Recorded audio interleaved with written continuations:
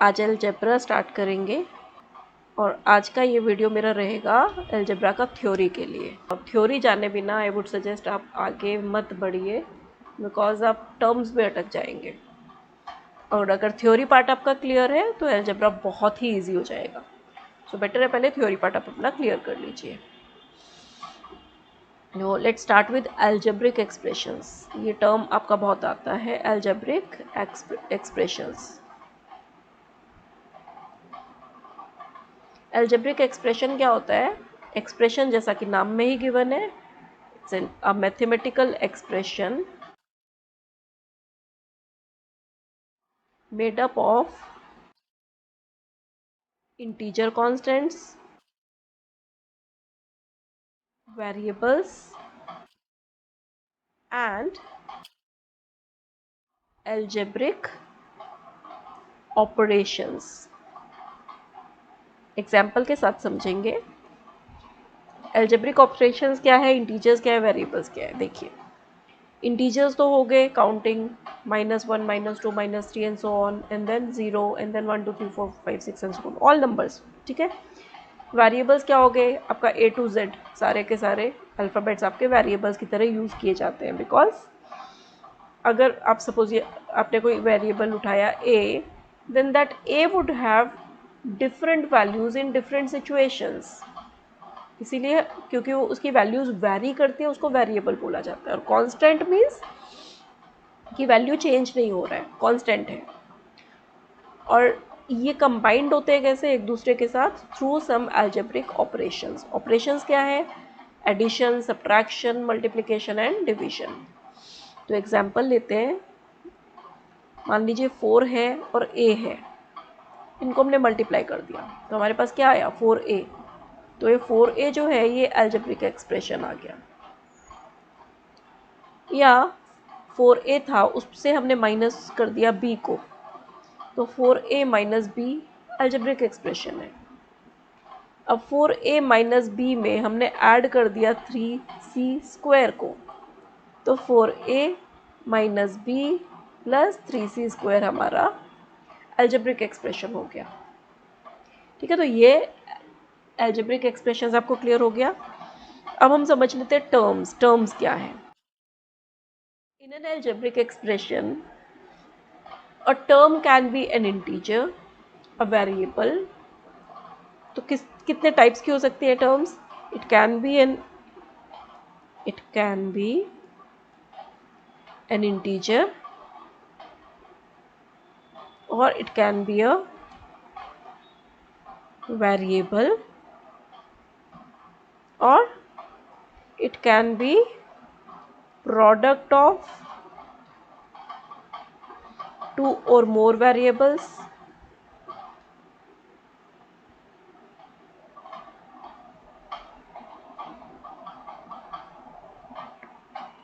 or it can be product of two or more variables and numbers। ठीक है, तो term can be like this, ये सिर्फ एक इंटीजर है। It can be like this, ये सिर्फ एक वेरिएबल है। ठीक है, तो 4 भी एक टर्म है, x भी एक टर्म है। Then it can be product of two or more variables, it can be x square, it can be x square y, ये two or more variables का product हो गया। और it can be product of two or more variables and numbers। अब 3 और x, ये एक product एक आपका नंबर आ गया, एक वेरिएबल आ गया। या 3xy, 3xy square, कुछ भी, all these are terms basically। अच्छा, कांस्टेंट टर्म क्या होती है? जैसे कि हमें नाम से ही पता चल रहा है, कांस्टेंट टर्म मतलब वैल्यू उसका कांस्टेंट रहेगा, चेंज नहीं होगा।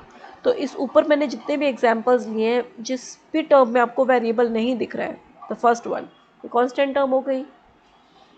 ठीक है, तो कांस्टेंट टर्म का मतलब क्या हो गया, it has a fixed value in all situations.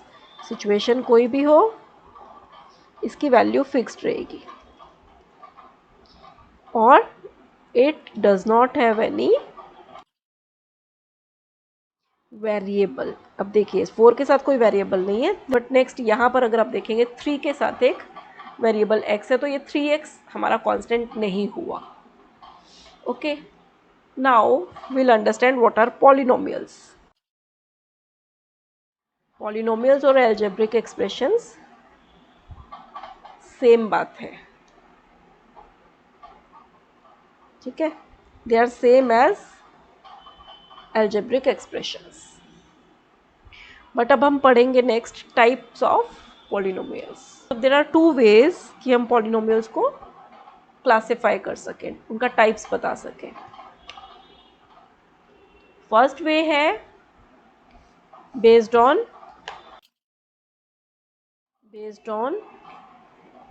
Number of terms. तो वो क्या क्या है, फर्स्ट एग्जाम्पल के साथ समझेंगे। फर्स्ट है मोनोमियल। मोनोमियल कौन सा होता है, जिसमें there is we have only one term. For example we have 4x 3y minus 9b, in fact it's a monomial. Okay, then number 2 is binomial. Bi means 2, so binomial means a polynomial which has two terms. Example, अब ये ऊपर वाला ही जो है 4x और 3y, अगर हम इसको ऐड कर दें तो आपके एक ही एक्सप्रेशंस में टू टर्म्स आ गई, तो ये बाइनोमियल हो गया। या 3y और 9 को ऐड कर दें, 3y माइनस 9, ये भी एक बाइनोमियल हो गया। या फिर 7x माइनस 4y, इस तरह का कुछ है, ये भी हमारा बाइनोमियल हो गया।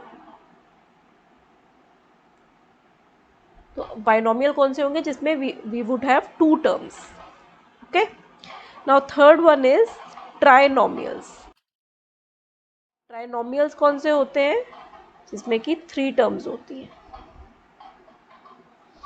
Example 4x plus 3y minus 9, ये फर्स्ट तीनों टर्म्स मैंने फर्स्ट एग्जाम्पल में जो लिया था तीनों को ऐड कर दिया, 3 टर्म्स आ गई।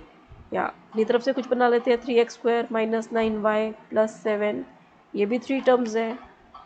तो ये हो गया हमारा ट्राइनोमियल्स। और just remember this word polynomial, इसमें इसको हम ऐसे भी बोल सकते हैं कि an algebraic expression which has 2 or more terms। तो बेसिकली हमारा बाइनोमियल एंड ट्राइनोमियल भी क्या है, they are also polynomials. So अगर मैं लिखूँ 4x प्लस 3y, तो we can call it binomial and we can call it polynomial as well. अगर लिखा जाए 3x² माइनस 7, ये भी पॉलिनोमियल है। अगर लिखा जाए 7x² plus 3y² minus 4xy plus 9xy² minus 9, अब ये भी पॉलिनोमियल है, इसमें तो 5 टर्म्स आ गया। तो any algebraic expression which has more than 2 terms is called a polynomial। ठीक है, अभी हम पढ़ेंगे फैक्टर्स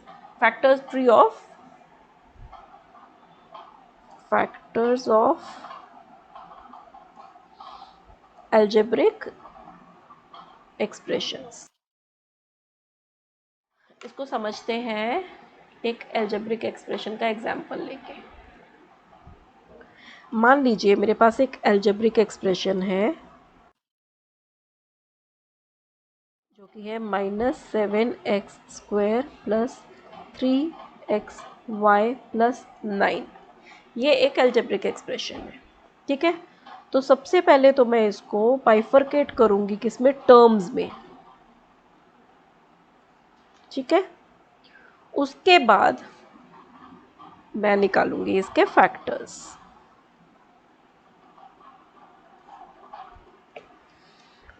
तो पहले टर्म्स में इसको मैं बाइफरकेट करके आपको दिखा रही हूँ। अब ये देखिए, ये ट्राइनोमियल है, 3 टर्म्स है, तो मुझे पहले इसकी 3 टर्म्स दिखानी पड़ेंगी, 1 term, 2 term and then 3 terms. First term क्या है -7x², सेकेंड टर्म क्या है 3xy प्लस का है, प्लस लिखने की ज़रूरत नहीं है, थर्ड टर्म है 9। ठीक है, ये हो गया first branch of the tree. Next step में मुझे इसके फैक्टर्स दिखाने हैं। फैक्टर्स के लिए आप ध्यान से देखिए इसमें क्या क्या है। इसमें एक -7 है और 2x है, तो 1 2 3 3 फैक्टर्स हो गए। तो 1 2 3 मुझे ये तीनों फैक्टर्स अलग करके दिखाने हैं। -7 x x, अब तीनों को मल्टीप्लाई करेंगे तो -7x² आ जाएगा। ऐसे ही 3xy में भी 3 फैक्टर्स दिख रहे हैं, तो तीनों को मुझे अलग कर देना है, 3x एंड y।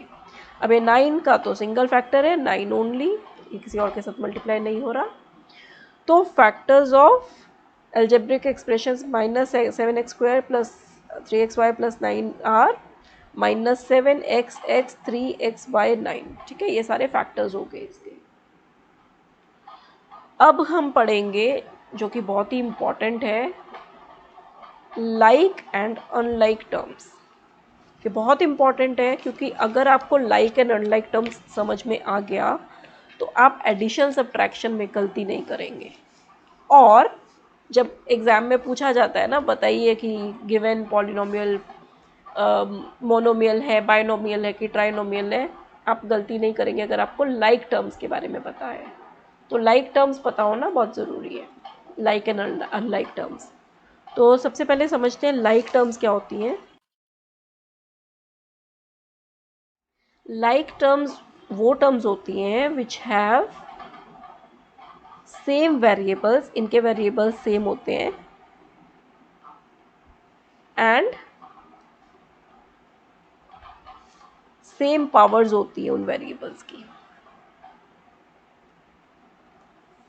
एग्जाम्पल के साथ समझते हैं। 3 के साथ x और y है, 9 के साथ x और y है, तो they are like terms.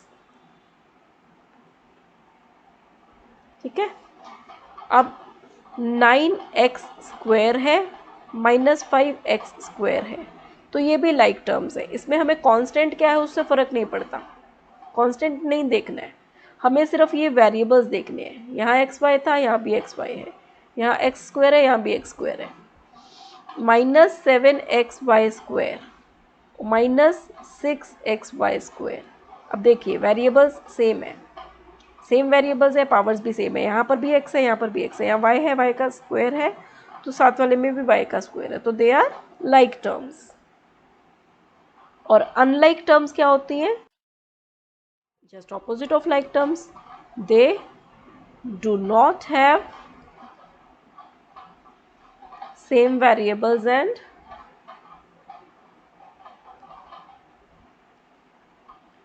Same powers.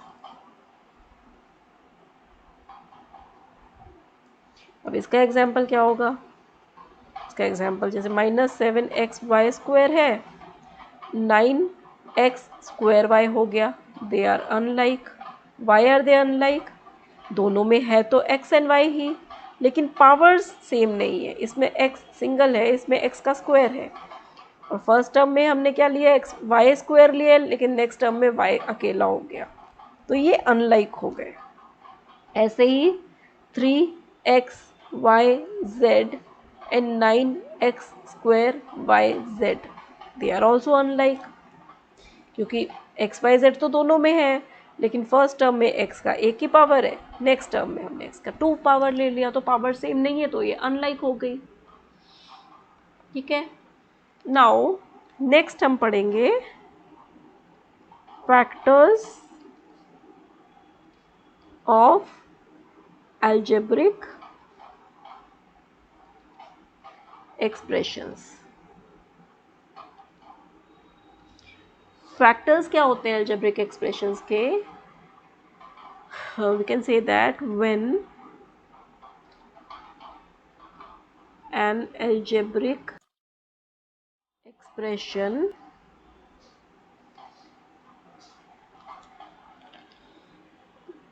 is expressed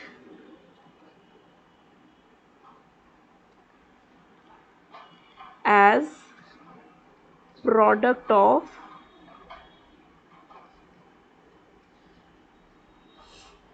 two or more algebraic expressions, then each of this expression is called factor of the given expression. इसको एग्जाम्पल के साथ आपको एक्सप्लेन करूंगी। जैसे कि मान लीजिए आपके पास एक अलजेब्रिक एक्सप्रेशन है x square plus 4x plus 4. We can also write it as x plus 2 into x plus 2. ये भी एक एल्जेब्रिक एक्सप्रेशंस है और यहाँ पर ये टू एल्जेब्रिक एक्सप्रेशंस हो गए। तो ये दोनों एल्जेब्रिक एक्सप्रेशंस जो हैं x plus 2 ये फैक्टर्स है x square plus 4x plus 4 के। ये इसके लिए आप अलग से एक फैक्टराइजेशन चैप्टर पढ़ेंगे, उसमें और अच्छे से क्लियर होगा। अच्छा, फैक्टराइजेशन की जब बात आई है तो फैक्टराइजेशन क्या है वो भी समझ लेते हैं। What is factorization? It is the process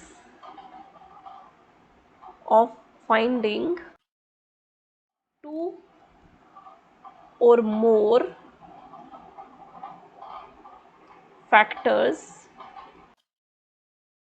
of an algebraic expression.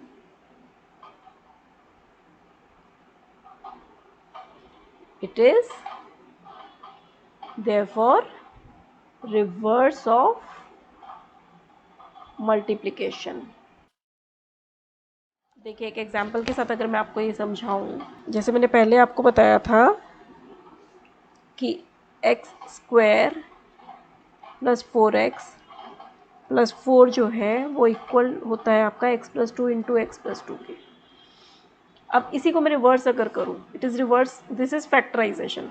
ये जो प्रोसेस ये कैसे निकला, वो प्रोसेस जो हम फॉलो करेंगे जब हम ये चैप्टर पढ़ेंगे, जिस प्रोसेस से ये निकाला कि इसके ये फैक्टर्स हैं, उस प्रोसेस को तो फैक्टराइजेशन बोलते हैं। Now it is reverse of multiplication. तो कैसे? आप अगर x plus 2 into x plus 2 करके देखेंगे, मैं आपको डिटेल में समझाऊंगी मल्टीप्लाई करते कैसे। x को पहले x प्लस 2 के साथ किया, multiply x into x plus 2, उसके बाद इस प्लस 2 को फिर से इस x प्लस 2 के साथ किया। ये डिटेल में आपको वीडियो बना के जब ऑपरेशंस और अलजेब्रिक एक्सप्रेशन समझाऊंगी तब मैं अच्छे से समझाऊंगी। अब मल्टीप्लाई करेंगे, x into x is x square, x into 2x, x into 2 is 2x plus इधर ये 2 into x is 2x plus 2 two ज़ा 4। अब एक्स स्क्वायर ये दोनों ऐड हो जाएंगे, ये लाइक है 4x प्लस 4। तो ये देखिए वापस हमने अपना एल्जेब्रिक एक्सप्रेशन ऑब्टेन कर लिया इनको मल्टीप्लाई करके। Don't worry if you have not understood this multiplication, उसके लिए मैं अलग से एक वीडियो बना के आपको समझाऊंगी। थ्योरी पार्ट में जो बचता है वो एक और चीज़ है, कोफिशिएंट। कोफिशिएंट निकालना भी आता है पेपर में। कोफिशिएंट है क्या आपको पता होना चाहिए। तो कोफिशिएंट क्या होता है? It is a number or we can say it is a quantity placed with variable. देखिए इसको एग्जाम्पल के साथ समझते हैं। Coefficient of x in -4x क्या होगा? -4x में कोफिशिएंट ऑफ x है -4। x तो वेरिएबल है, x के साथ हमने -4 को प्लेस किया है तो -4 कोफिशिएंट है। अगर मैं पूछूं कोफिशिएंट ऑफ, ये ध्यान से देखिए, x इन -4xy स्क्वायर। अब यहाँ पर सिर्फ x का कोफिशिएंट दिखाना है तो आप x को अंडरलाइन कर लीजिए, रिमेनिंग पार्ट सारा कोफिशिएंट कहलाएगा। तो -4y² कोफिशिएंट हो जाएगा। अब इस कोफिशिएंट में आपके पास क्या आ गया, वेरिएबल भी आ गया। ठीक है, तो इसीलिए क्वांटिटी लिखा गया है, सिर्फ नंबर नहीं बोला गया इनको। ये नंबर भी हो सकता है, क्वांटिटी भी हो सकती है। अब एल्जेब्रिक इक्वेशन क्या होती है वो देखिए। आप ये जितनी भी मैं थ्योरी करा रही हूँ ना, आपका ये एटलीस्ट 3, 4, 5 अलग अलग चैप्टर्स की थ्योरी एक ही साथ में आपको करवा दे रही हूँ। एल्जेब्रिक इक्वेशन क्या होती है, it is statement of equality. Equation word आ गया ना, तो इक्वालिटी की बात आ गई यहाँ पे। ये स्टेटमेंट ऑफ इक्वालिटी है। किसकी equality? Equality of to or मोर। अब एल्जेब्रिक इक्वेशंस है तो ऑब्वियसली एल्जेब्रिक एक्सप्रेशंस की बात हो रही होगी यहाँ पर। एल्जेब्रिक एक्सप्रेशंस, अगर मैं बोलूँ 3x - 4 is equals to 9y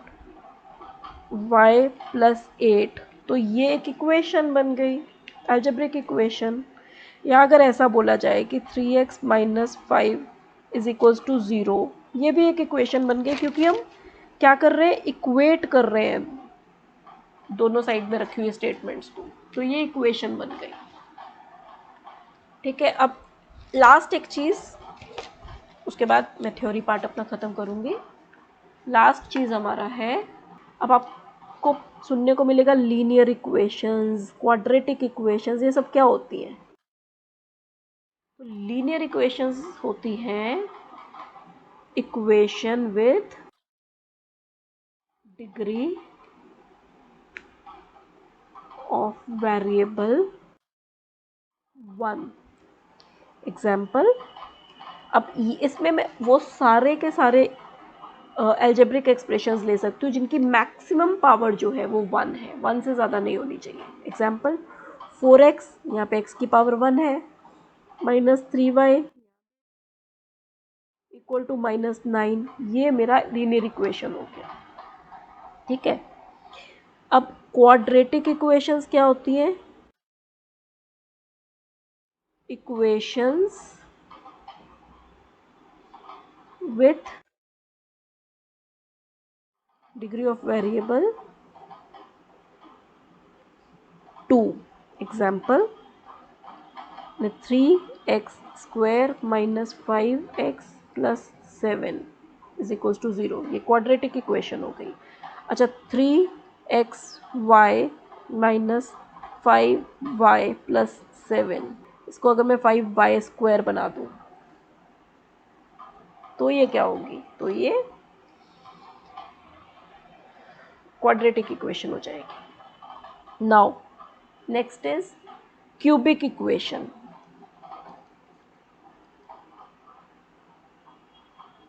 वही equation with degree of variable as 3।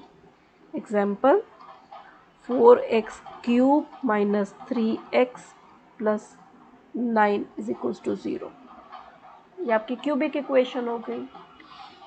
ठीक है, so this is all theory of algebra. अब मैं सम्स के साथ आपको आपका कोर्स करवाना नेक्स्ट वीडियोस में स्टार्ट करती हूँ। इन नोट्स के लिए I will give you, just comment your email address in the comment section. I will send you the PDF of these notes on your email. So thank you for watching.